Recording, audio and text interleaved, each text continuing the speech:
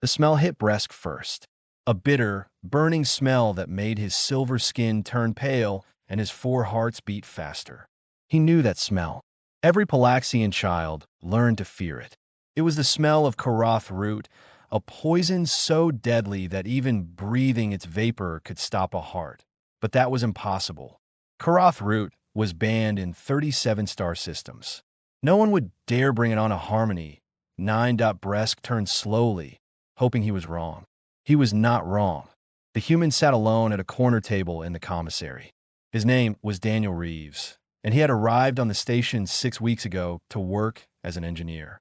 Bresk had been assigned to help him adjust to station life. The human seemed nice enough. Quiet, polite, always tired from working too many shifts, and now he was drinking poison. The dark liquid steamed in a white cup. Daniel lifted it to his lips and took a long sip. His eyes closed briefly, and he made a small sound of satisfaction. Then he returned to reading something on his tablet, completely unaware that he had just swallowed death. Bresk stood frozen. His training told him to call for help. His fear told him to run. His confusion told him that none of this made sense. Karath root killed in seconds. The human should already be convulsing on the floor. Instead, Daniel took another sip. Bresk finally found his voice. He activated his communicator with shaking hands. Medical emergency in Commissary 7. The human has been poisoned. Repeat, the human has been poisoned.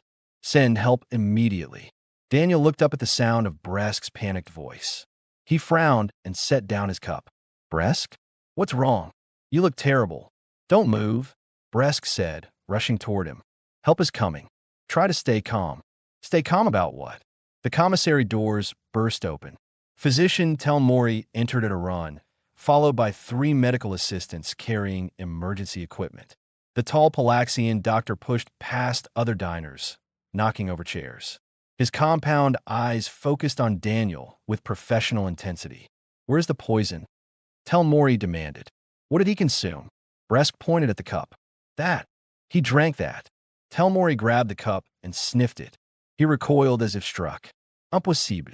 This concentration would kill a Viridian bull. He turned to Daniel with an expression of deep sorrow. Human, I am so sorry. We will do everything we can to ease your passing. Daniel stared at him. My what? You have been poisoned, Telmori explained gently. The toxin is already in your system. Based on the amount you consumed, you have perhaps 5 minutes before complete neural shutdown. That's coffee, Daniel said. Telmori exchanged a confused look with his assistants. I did not understand. Coffee. Coffee. From Earth. It's a drink. I have it every morning. Daniel reached for his cup, but Telmori pulled it away. Hey, that's mine. You're clearly experiencing cognitive decline from the toxin. Telmori nodded to his assistants. Sedate him and prepare for emergency neural preservation. We may be able to save his brain patterns if we act quickly. I don't need to be sedated. I need my coffee. The human is fighting the toxin. Remarkable.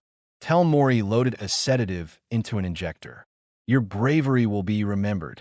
Wait, don't. The injector pressed against Daniel's neck. His eyes rolled back, and he slumped in his chair. The medical team immediately lifted him onto a hover stretcher and rushed toward the doors. Bresk followed, his heart still pounding. Around them, the commissary had fallen silent. Dozens of aliens from a dozen species watched the unconscious human being carried away. Many of them had seen Daniel drink from that cup before. None of them had understood what they were witnessing. Telmori activated a station-wide communication channel as they moved through the corridors. Attention all residents. A toxic contamination event has occurred in Commissary 7. The affected area is being sealed. All beings who may have been exposed should report to medical facilities immediately. Alarms began to sound. Lights flashed yellow along the corridor walls. Station security personnel appeared, directing confused residents away from the commissary sector. In the midst of the chaos, Bresk looked down at Daniel's peaceful face. The human was still breathing. His color was normal. He showed no signs of the violent death that should have claimed him minutes ago. Something was very wrong. Or perhaps something was very strange. Bresk had read the files on humans when Daniel first arrived. The files were thin. Humans were new to the galactic community. No one knew much about them, except that they came from a small blue planet on the edge of explored space. But Bresk was beginning to suspect that the galaxy did not know nearly enough to the medical bay. Commander Yorith was waiting. The Coluvian leader's scaled face showed concern as the team rushed past. Report, she demanded. The human has been poisoned, Telmori said. Massive dose of a caffeine-based compound. Fatal concentration. He should be dead already. Yorith looked at Daniel's body. The human's chest rose and fell steadily. He does not appear to be dying. No, Telmori admitted. He does not, and I have no explanation for why. They placed Daniel on a medical bed. Scanners hummed as they mapped his internal systems. Telmori studied the readings with growing disbelief. This is impossible, the physician whispered. What is it? Yorith asked. His body is processing the toxin, breaking it down, using it. Telmori turned to face the commander. I believe the human is metabolizing the poison as if it were food. Yorith stared at the sleeping human. In her long career, she had seen many strange things, but she had never seen anything like this. What exactly, she asked slowly, have we invited onto this station? No one had an answer. 12 hours had passed since Daniel Reeves should have died. Telmori had not left the medical bay. He stood before a wall of holographic displays, each one showing a different aspect of the human's biology. Heart rate, normal. Brain activity, normal. Organ function, normal. Toxin levels, decreasing steadily. None of it made sense. The sedative had worn off 2 hours ago. Daniel was awake now, sitting up on his medical bed with restraints around his wrists. He had tried to remove them 3 times already. Each time, a medical assistant gently pushed him back down. Can someone please explain what's happening? Daniel asked for the 20th time. Telmori turned away from his displays. You were poisoned, human. We saved your life. You kidnapped me because I was drinking coffee. That liquid contained enough caffeine to kill every being in this medical bay. Your survival is medically impossible. Daniel sighed. It's not impossible. Humans drink coffee all the time. It helps us wake up in the morning. You consume poison to increase alertness. It's not poison to us. It's just a drink. Telmori's compound eyes blinked in sequence, a sign of extreme confusion among his species. The compound caffeine is classified as a class 3 restricted substance in Palaxian space. It causes cardiac arrest in most oxygen-breathing species. We have executed criminals using smaller doses than what you consumed. Daniel went quiet for a moment. You use coffee as an execution method? We use caffeine. The delivery mechanism varies. Daniel shook his head. Okay, look, I understand this is confusing for you, but I promise I'm not in danger. Humans have been drinking coffee for thousands of years. Our bodies are designed to handle it. No body is designed to handle poison. Human bodies are. The medical bay doors opened. Commander Yorith entered, followed by a young Palaxian that Daniel recognized as Bresk.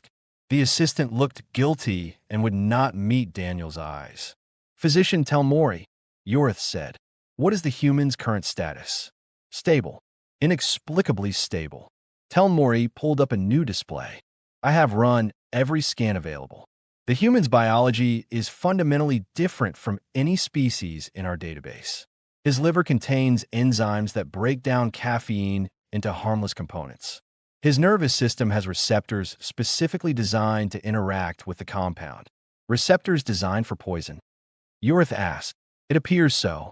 Commander, I believe humans may have evolved to consume toxic substances. I cannot explain why or how, but the evidence is clear. Yorith turned to Daniel. Human, is this true? Daniel shrugged, which was difficult with his wrists restrained. I don't know about evolved for it. But yeah, humans eat and drink a lot of stuff that might hurt other species. Coffee is pretty mild compared to some things. There are worse things than caffeine.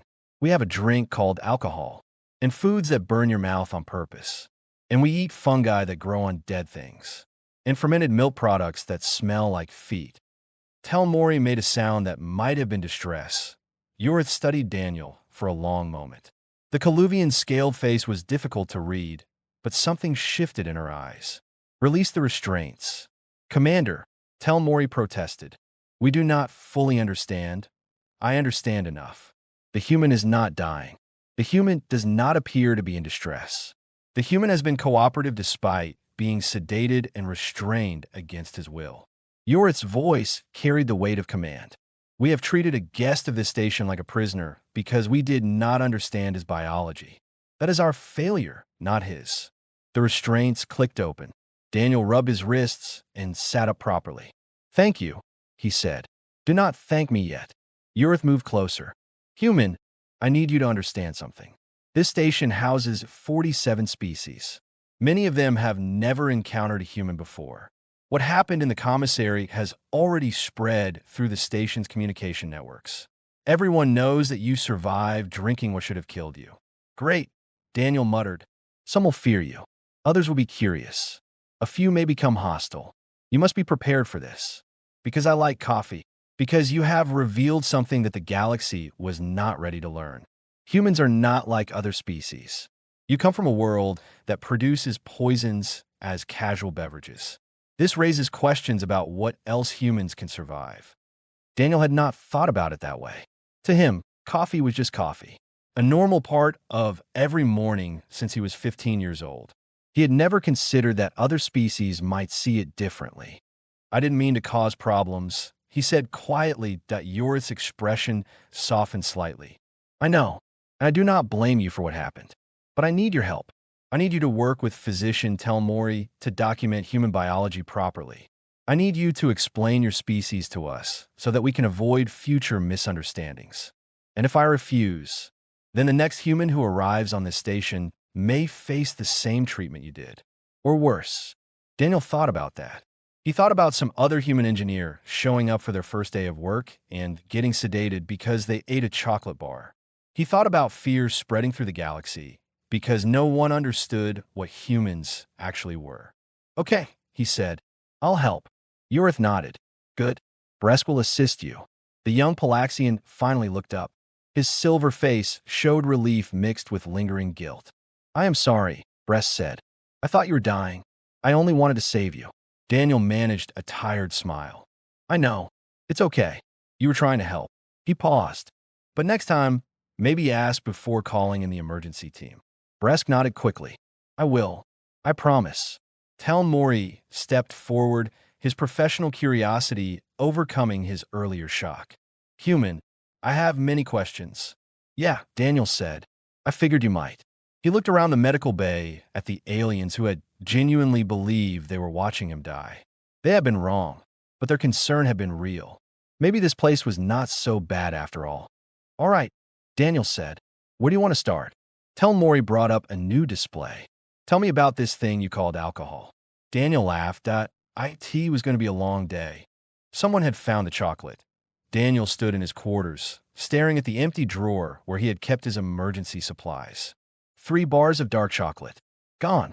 In their place was a hazardous materials containment unit with flashing yellow lights. The station's automated voice spoke from the ceiling. Resident Reeves, you are requested in Commander Yorith's office immediately. Please do not attempt to retrieve the confiscated materials. Daniel closed his eyes and counted to 10. It had been 4 days since the coffee incident. 4 days of medical tests and interviews and aliens staring at him in corridors. He had hoped things were settling down. Apparently not. He walked through the station toward the command section. As always, other beings moved aside when they saw him coming. Some watched with fear. Others watched with curiosity. A few small creatures actually hid behind larger ones as he passed. Daniel tried not to take it personally that Yorith's office was large and filled with plants from her homeworld. The Coluvian commander sat behind a curved desk made of something that looked like polished bone. Tel Mori stood to one side, holding a tablet. Bresk stood to the other side, trying to become invisible. And on the desk, sealed in a transparent container, sat Daniel's chocolate. Human, Yorith said. Please explain. Daniel sat in the chair provided for him. It's chocolate, a food made from beans that grow on Earth. Humans eat it for pleasure.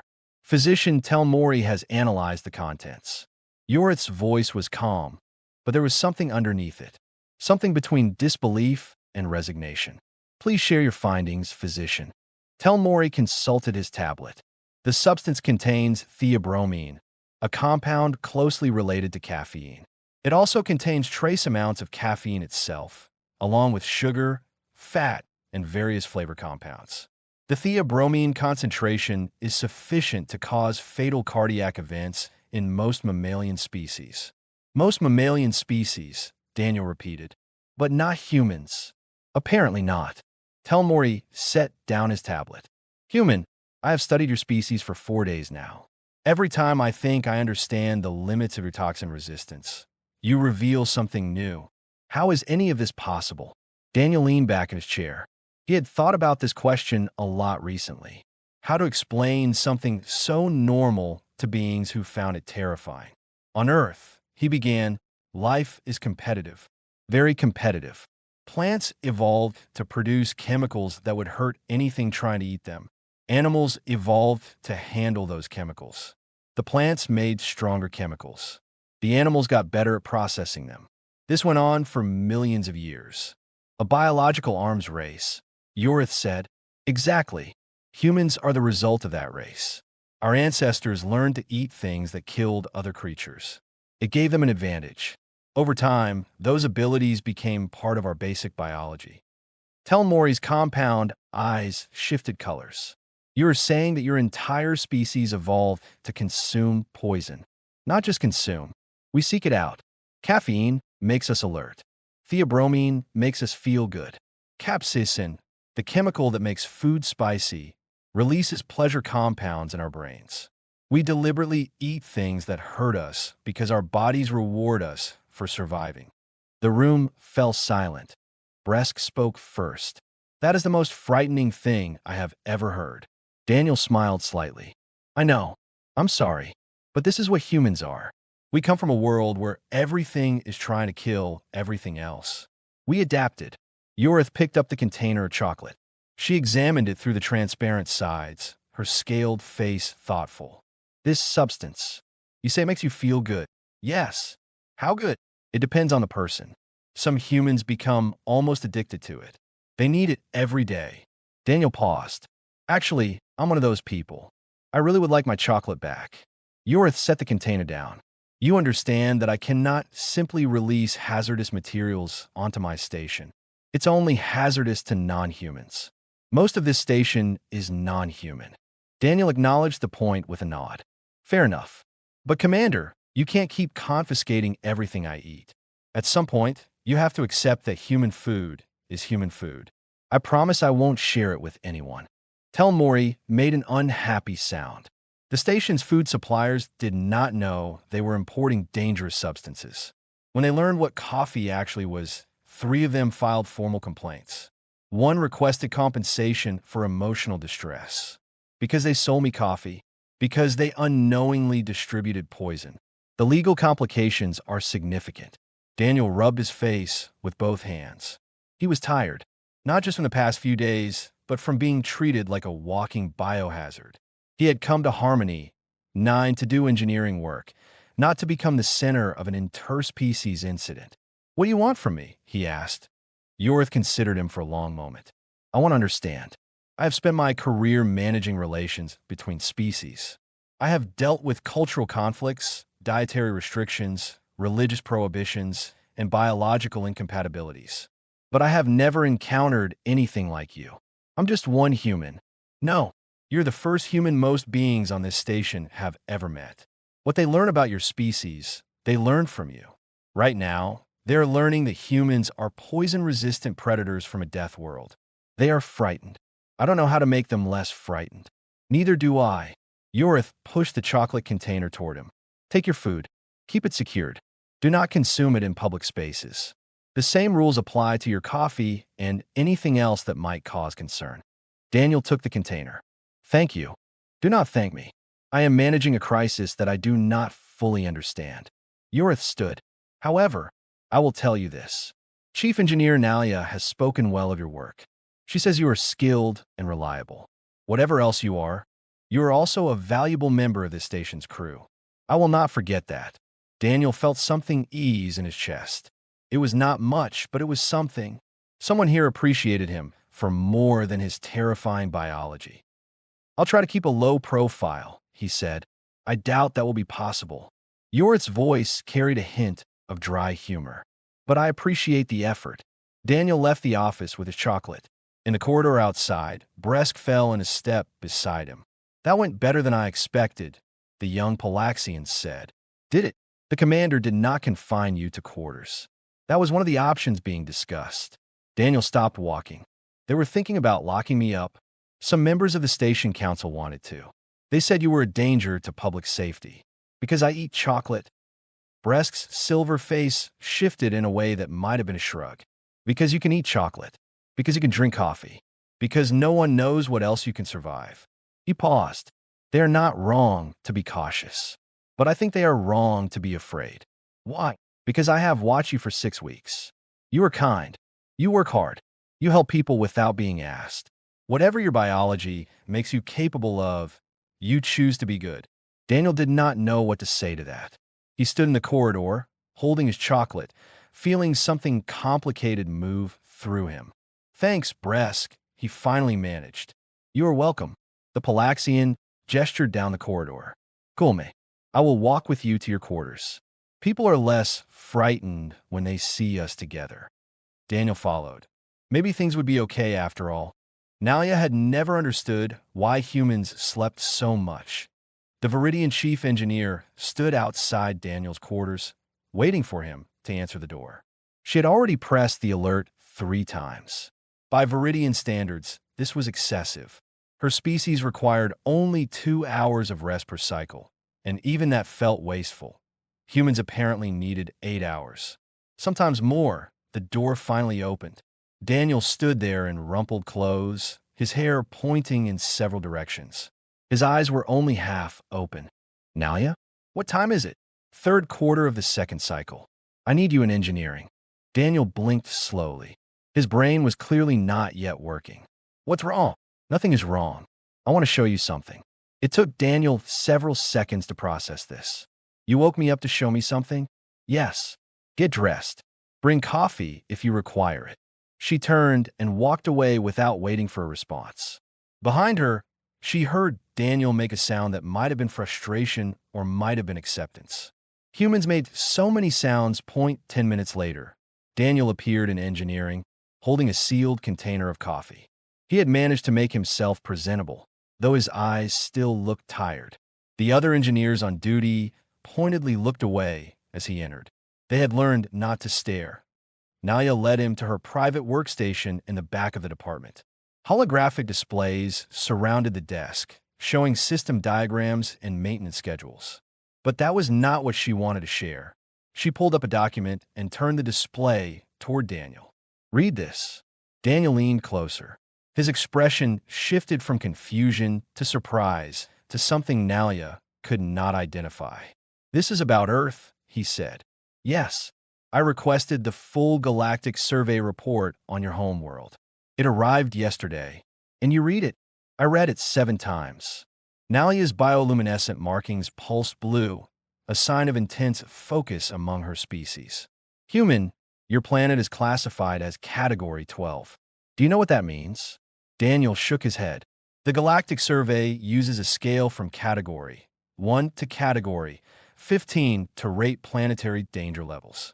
Category 1 is a dead world with no hazards. Category 15 is theoretical, a world so hostile that no known life could survive there. Nalia pointed at the display. Earth is Category 12. Only 18 worlds in the known galaxy have that rating. I don't understand. Earth is normal. To you perhaps. But look at the data. Nalia highlighted different sections of the report. Your gravity is 1.2 times the galactic average. Your sun emits high levels of ultraviolet radiation. Your atmosphere contains 21% oxygen, which is extremely reactive. Your planet experiences extreme temperature variations, violent weather events, and regular geological upheavals. Daniel was staring at the display now. That's just Earth. There's more. Your world hosts an estimated 8 million species, most of which are engaged in predation, parasitism, or competition. Diseases evolve rapidly. Predators exist in every environment. Even your plants contain toxic compounds as standard biological defense. I know about the plants. That came up with the chocolate thing. Nalia turned to face him directly. Her gray-blue skin caught the light from the displays. Human, I have worked with engineers from 14 different species. I consider myself experienced with biological diversity. But I did not understand what you were until I read this report. What am I? A survivor. Your entire species evolved on a world that should not support intelligent life. Every generation of your ancestors faced death from radiation, disease, predation, climate, and each other. The ones who survived passed their strength to their children. Millions of years of this process created you. Daniel sat down slowly. He looked at his coffee container as if seeing it for the first time. I never thought of it that way, he admitted. Earth is just home. It's where I grew up, where my family lives. I know it can be dangerous, but so is everywhere. No, Nalia's voice was firm. Not everywhere.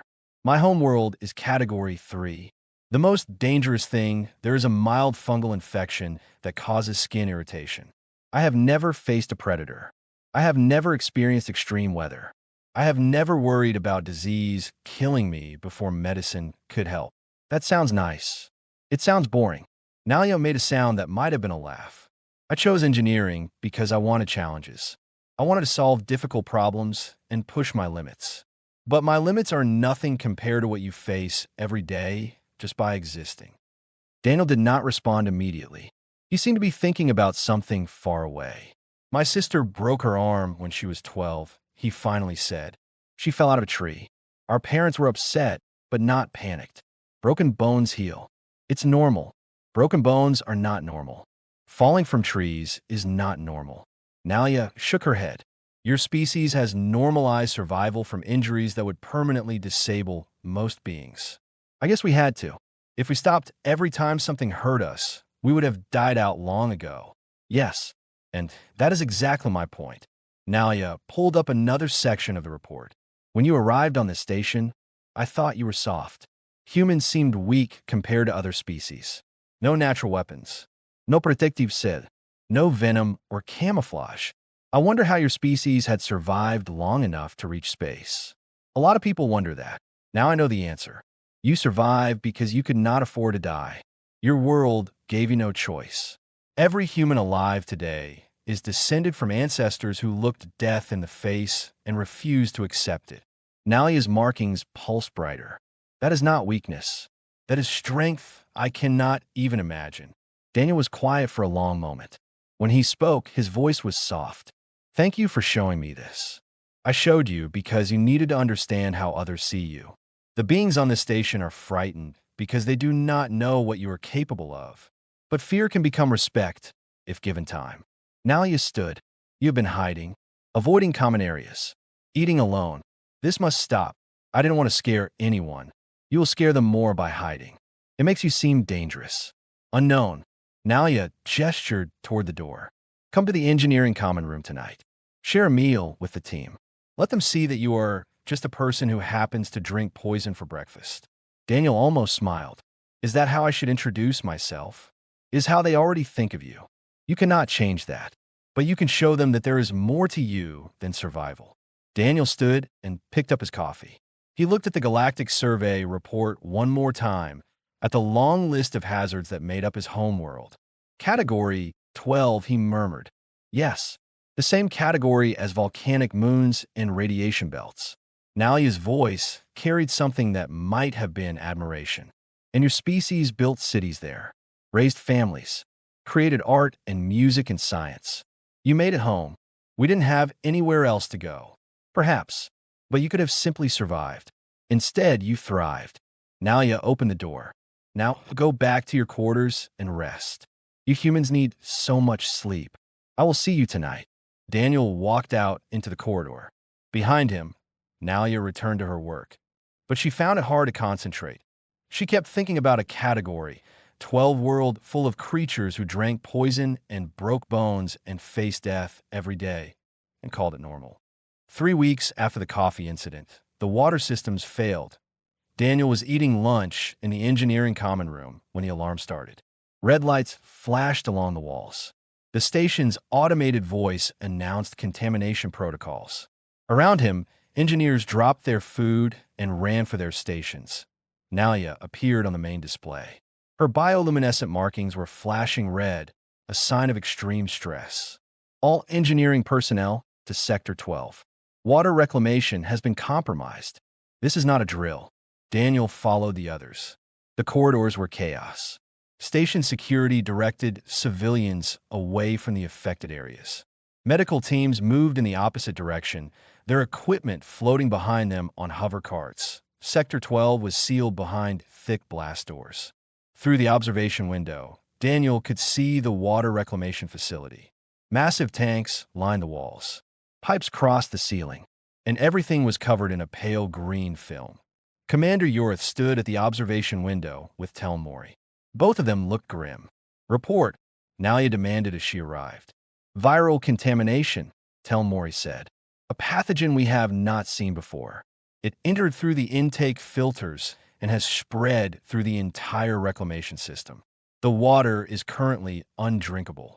How long until it affects the station supply? We have reserves for 3 days. After that, rationing. After 5 days, critical shortage." Nalia cursed in her native language. "Can we purge the system? The virus must be eliminated first. Otherwise, it will simply recontaminate any new water we process." Telmori pulled up scan data on his tablet. The pathogen produces a byproduct as it consumes organic material. This byproduct is toxic when inhaled or absorbed through skin. Any being who enters that facility will be poisoned within minutes. Daniel looked through the observation window at the contaminated facility. His mind was already working through the problem. "What about hazmat suits?" he asked. "Our suits are rated for 4 hours of exposure. The repair work will take at least 12 hours. No one could survive that long." Telmori shook his head. "We have contacted 3 nearby stations for emergency water supplies, but they cannot arrive for 6 days. We need a solution now." Yorith's scaled face was hard. "Options. We could attempt remote repair using drones, but the virus has affected the electronic systems as well. Manual repair is the only reliable method, and manual repair is impossible because of the toxin." "Yes, Commander." Daniel raised his hand. "Show me the toxin data." Everyone turned to look at him. Telmori's compound eyes shifted colors. "Human, this is not coffee. This is an airborne pathogen that attacks the nervous system." "I understand. Show me the data anyway." After a moment, Telmori transferred the information to a nearby display. Daniel studied the molecular structure of the viral byproduct. He looked at the breakdown of its effects on different species. He read the concentration levels measured inside the facility. "This is similar to something we have on Earth," he said quietly. "Explain," Yorith demanded. "There's a fungus on my homeworld. It produces a compound called alpha-amanitin. It destroys liver cells in most animals. Humans evolved partial resistance to it thousands of years ago because some of our ancestors ate mushrooms containing the toxin." Daniel pointed at the display. "This viral byproduct works the same way. Similar molecular structure. Similar attack method. Are you saying you are resistant to this pathogen? I won't know for sure until I'm exposed. But based on the data, I should be able to survive inside that facility for at least 12 hours. Probably longer." The observation room went silent. Nalia stepped forward. "Daniel, if you are wrong, you will die. I know. You would risk your life to save a station full of beings who have treated you like a monster." Daniel thought about that question. He thought about the fear in people's eyes when they saw him. He thought about being sedated and restrained. He thought about the council members who wanted to lock him in his quarters. Then he thought about Bresk, who had only wanted to help. About Nalia, who had shown him the truth about his homeworld. About the thousands of beings on this station who needed water to survive. "Yes," he said, "I would." Yorith studied him for a long moment. Her expression was unreadable. "Physician Telmori, is there any way to verify the human's claim before we send him in? We could expose him to a small concentration of the toxin in a controlled environment. His reaction would tell us whether his resistance is sufficient." "Do it." The test took 30 minutes. Telmori released a measured dose of the viral byproduct into a sealed chamber. Daniel sat inside, breathing normally, watching the concentration levels rise on a monitor. Nothing happened. His lungs felt fine. His nervous system showed no disturbance. His vital signs remained stable. When the test ended, Telmori looked at his readings with the same expression he had worn during the coffee incident. Disbelief mixed with something that might have been awe. "The human is immune," he announced. "Complete immunity. The toxin has no effect on his biology." Urith nodded slowly. "Human, are you still willing to enter the facility?" Daniel stood. "Just point me at the problem." The repair team assembled quickly. They could not enter the facility, but they could guide Daniel through the work using communication devices. They loaded tools onto a hover cart. They gave him detailed instructions for each repair sequence, and they gave him a thermos of coffee. "For the long hours ahead," Nalia said when she handed it to him. Her markings were still red, but something else flickered beneath them. Something that might have been hope. Daniel took the thermos. "Thanks. Do not thank me. Just fix my water systems." Daniel smiled. It was the first real smile he had worn in weeks. The blast doors opened. The facility beyond was thick with green haze, the viral colonies visible on every surface. The air smelled bitter and wrong. Daniel walked inside. Behind him, the doors sealed shut. Through the observation window, a crowd of aliens watched a single human disappear into an environment that would kill any of them. Bress stood at the front of the crowd. His silver hands were pressed against the glass. "He is humming," the young Palaxian said softly. Urith moved to stand beside him. Through the haze, they could barely see Daniel's form moving toward the first repair station. He was indeed humming. Some human song that Bresk did not recognize. "He is not afraid," Bresk said. "No." Urith's voice was thoughtful. "He is not." They watched until the green haze swallowed him completely. Then they waited. 16 hours. Daniel worked for 16 hours inside the contaminated facility. He replaced corroded pipes. He scrubbed viral colonies from filtration membranes. He rerouted water flow through backup channels while the primary systems were cleaned. And every few hours, he sat down, opened his thermos, and drank coffee. The beings watching through the observation window could not look away. At first, dozens came to see, then hundreds. By the end, nearly 1,000 station residents had cycled through the observation deck, watching the impossible human work in an environment of death. Some came out of fear. They wanted to see the monster with their own eyes. Some came out of curiosity. They wanted to understand what humans really were. And some came out of hope. They wanted to believe that this strange creature from a distant death world might actually save them all.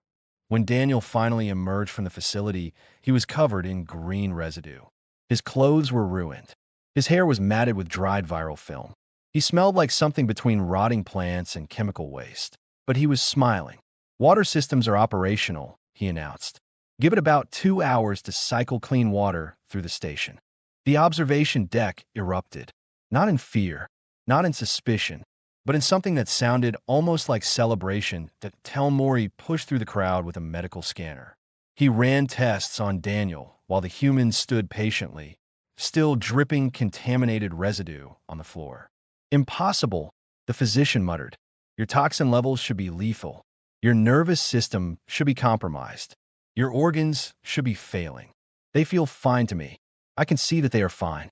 I simply cannot explain how." Daniel shrugged. "Earth stuff, I guess." Urith approached. The commander's scaled face showed something Daniel had not seen before. "Respect. Real, genuine respect." "Human," she said formally. "You have saved this station. You have saved the lives of everyone aboard. The Galactic Trade Council will be informed of your actions. I just fixed some pipes. You walked into death and fixed some pipes. That is not the same thing." Urith placed a clawed hand on Daniel's shoulder. "You will always have a place on Harmony 9. I will make certain of it." Daniel did not know what to say. He was tired. He was filthy. He wanted a shower and about 20 hours of sleep. But for the first time since arriving on the station, he felt like he belonged. The celebration that followed was station-wide. News of Daniel's actions spread through every sector, every species, every corridor. The human who drank poison had walked into a death zone and saved everyone. Stories grew in the telling. By the end of the cycle, some versions claimed Daniel had fought the virus with his bare hands. Others said he had eaten contaminated material to prove his immunity. A few creative beings suggested he had negotiated with the pathogen itself. Daniel heard the stories and laughed. "I just followed the repair manual," he told Bresk. "Nothing heroic about it." "You are wrong." Bresk sat across from Daniel in the commissary, watching him eat a meal for the first time since the crisis began. "Heroism is not about strength. It is about choosing to help when you could have stayed safe. You had no obligation to enter that facility. You chose to. Someone had to, but only you could, and you knew the risks." Bresk's silver face shifted in a way that Daniel now recognized as affection. "That is why people are calling you a hero. Not because you survived, but because you tried." The commissary was different now. People still watched Daniel, but the fear was fading. Some beings nodded as they passed. A few even waved. One small creature that Daniel did not recognize left a pastry on his table without explanation. Nalia joined them later. Her bioluminescent markings were calm blue again. She sat down without asking permission and immediately started critiquing Daniel's repair work. "You used too much sealant on the secondary intake," she said. "It will need to be cleaned in 6 months." "Sorry, I was kind of focused on not dying." "Excuses?" But her voice carried warmth beneath the criticism. "You did adequate work. For a human. High praise. The highest I give." They sat together in comfortable silence. Around them, the station hummed with activity. Life continued. Water flowed. People ate and worked and talked about the strange human who had saved them. That a new group of arrivals entered the commissary. Fresh faces from a transport that had docked that morning. They looked around with the wide eyes of beings seeing harmony. 9 for the first time. One of them spotted Daniel and froze. Then grabbed a companion and pointed. Then whispered urgently. Daniel recognized the reaction. Word had spread beyond the station. Stories about the poison-drinking Deathworlder had reached other places. Other species that he waited for the fear, the suspicion, the careful distance. Instead, one of the newcomers approached. A tall being with 4 legs and a face covered in soft blue fur. It stopped at Daniel's table and spoke in carefully practiced common. "You are the human. The one who walked into the death zone. I'm Daniel." "Daniel." The being seemed to taste the name. "On my world, we have stories about creatures who do not fear death. We call them spirits. Guardians." It bowed its head slightly. "I'm honored to meet you." Daniel blinked. "I'm not a spirit. I'm just an engineer. Perhaps. But you walked where others could not. You saved lives that were not your own species. On my world, we have a word for such beings." The newcomer straightened. "We call them family." It walked away before Daniel could respond. Bresk made a sound that might have been a laugh. "It seems your reputation is growing." "I don't want a reputation. I just want to do my job and drink my coffee in peace." Nalia snorted. "Too late for that. You're famous now, Daniel. The human who survives poison. The Deathworlder who saves stations. You will never be ordinary again." Daniel looked at his friends. At the commissary full of aliens who no longer feared him. At the station that had become his home. "Maybe that's okay," he said slowly as he lifted his coffee cup. The dark liquid steamed in the recycled air. Bresk and Nalia watched him drink it. They did not flinch. They did not call for medical help.